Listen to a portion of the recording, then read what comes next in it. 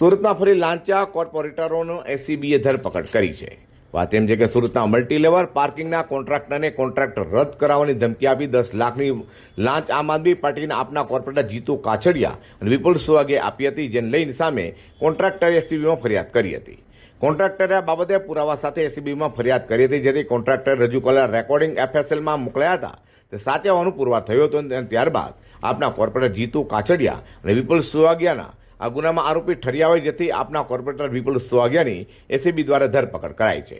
કારણ કે સુરતના વરાછા બેઠકના ધારાસભ્ય કુમાર કાનાણીએ પ્રતિક્રિયા આપી હતી અને જણાવ્યું હતું કે આમ આદમી પાર્ટી હવે તોડબાજ પાર્ટી બની ગઈ છે।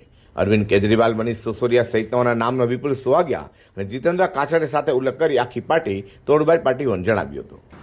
આમ આદમી પાર્ટી એ હવે તોડ પાર્ટી બની ચૂકી છે, કારણ કે જેનો નેતા અરવિંદ કેજરીવાલ, એના ધારાસભ્યો, અનેક નેતાઓ, એના મુખ્ય નેતાઓ ભ્રષ્ટાચારના કેસમાં જેલ ભોગવી ચૂક્યા છે, જેલમાં છે।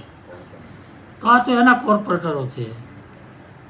આખી પાર્ટી ભ્રષ્ટાચારથી ખતબદે છે।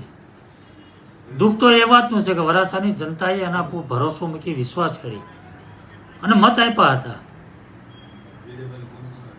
ઈમાનદાર પાર્ટી તરીકે એને મત માંગ્યા હતા અને આજે ભ્રષ્ટાચારમાં ગળાડૂબ છે।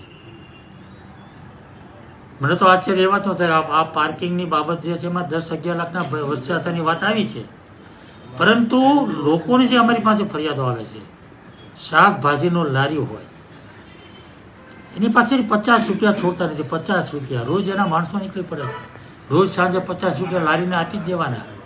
આટલો મોટો ભ્રષ્ટાચાર કરી રહ્યા છે, એટલે જેના નેતાઓ ભ્રષ્ટાચાર હોય, એના માણસો, એના કોર્પોરેટરો ભ્રષ્ટાચારી જ હોય અને ભ્રષ્ટાચાર જ કરી રહ્યા છે। આખી જનતા હવે જાણી ચૂકી છે અને એટલા માટે હવે લોકોનો જે વિશ્વાસ તોડ્યો છે અને એ લોકો જાણે છે કે હવે અમારી પાસે 1 વર્ષ છે, વર્ષ પછી કોર્પોરેશનની ચૂંટણી આવવાની છે, ટિકિટ મળે તો બી અમે જીતવાના નથી, લોકો મત આપવાના નથી, એટલા માટે બેફામ બનીને બેધડક ડર વગર ભ્રષ્ટાચાર કરી રહ્યા છે।